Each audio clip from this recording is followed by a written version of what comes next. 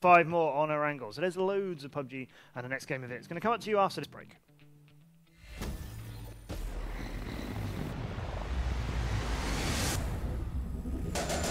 I'm a soldier. I'm a fighter.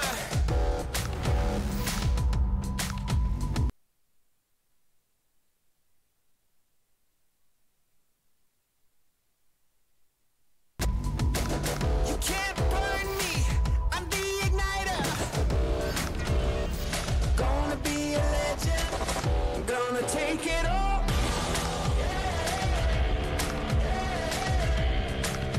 Watch me crush it like a wrecking ball. On fire, so high, to the top is where I'm heading. Gonna be a legend. You're looking at a legend.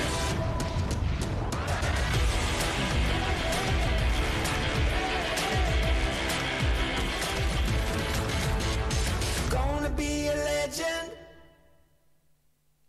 Put your fucking hands up.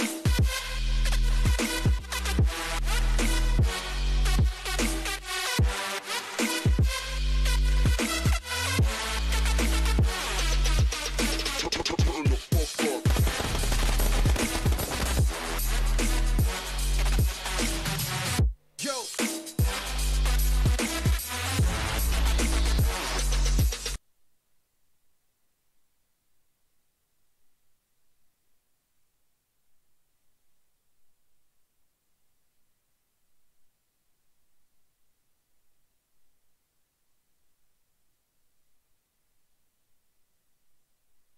Two of our 4 days of the groups. Avenger and Hayes with me on the desk as we await another drop onto Erangel, and exciting to see how teams learn from one game into another, because we saw XQuest pick up 2 games in a row at the start of yesterday, and we're like, ooh, they're here to stay and own all of this thing, and then the other teams kind of woke up by around game 3. Is there anybody you think who needs to, obviously not need to wake up, anybody here who you think, oh, they've had a very slow start for game 1 compared to how much we know about them?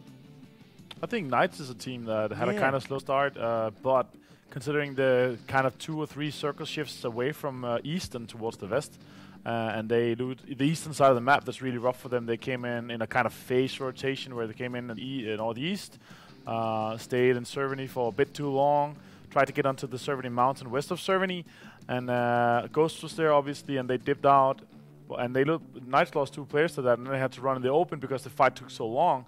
So they don't need to step up. It was unfortunate circumstances, but I know they can do better, and I'm 100% certain that we're going to see them perform a lot better in the few upcoming matches.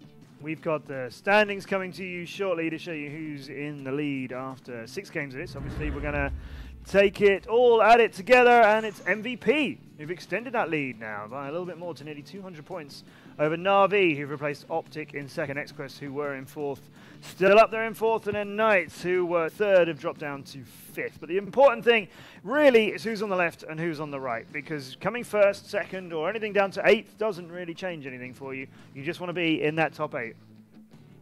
Yeah, exactly as you said. Just top 8 is what you need. So anyone there sitting pretty, I think hopefully they'll stick around there. I want to see WTHD and Ghost possibly bump up there too. Na'Vi have leapt up there. That first game today has really changed things for them. They were 8th, remember, and now they are up there in 2nd. And they had 32 kills yesterday, only 1 behind MVP, who had the most with 33. Now they've added a whole load more on. They are leading the way for kills. This looks like a very, very promising day for Na'Vi. This looks like we're going to have a CIS team rocket their way up and perhaps be very, very hard to beat.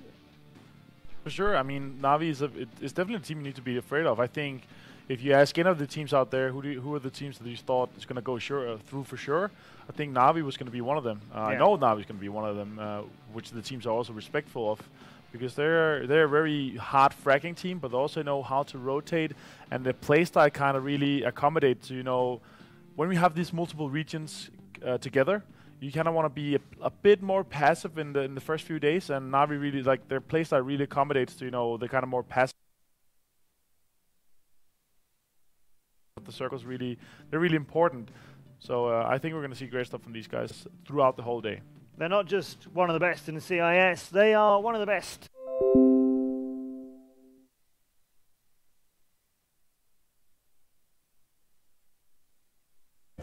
So.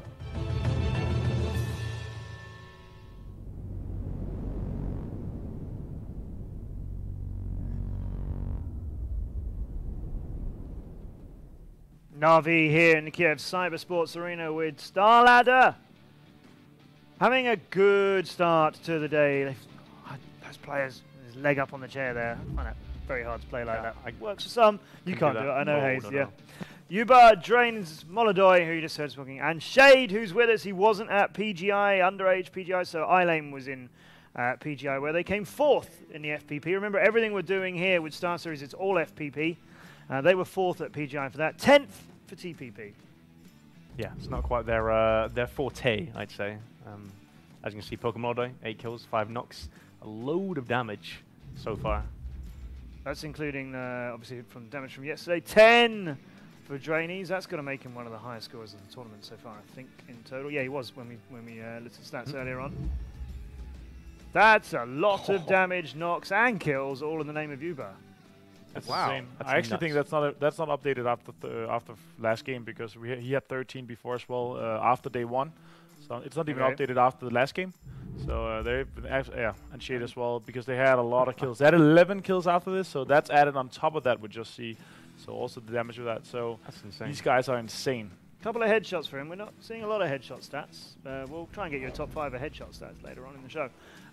There's the casual looking, ready to go Na'Vi, and there's the beautiful arena that they're all fighting in and watching each other maybe progress further than yourselves in. It's a tough one, isn't it? Because when you lose, when you're out of this, you have to stay where you are here in the arena. You can't get down, you can't go and see your coach, you can't sort of get your heads together as a team and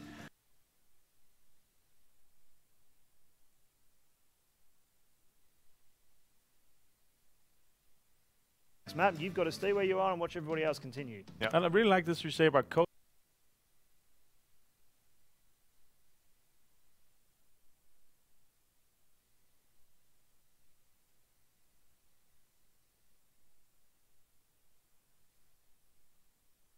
This is something I think we could see in PUBG in the future, and I know a lot of coaches want to do it.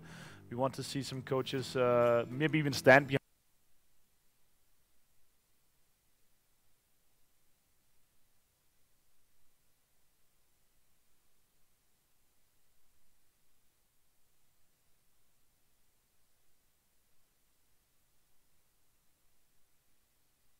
behind the players, listen.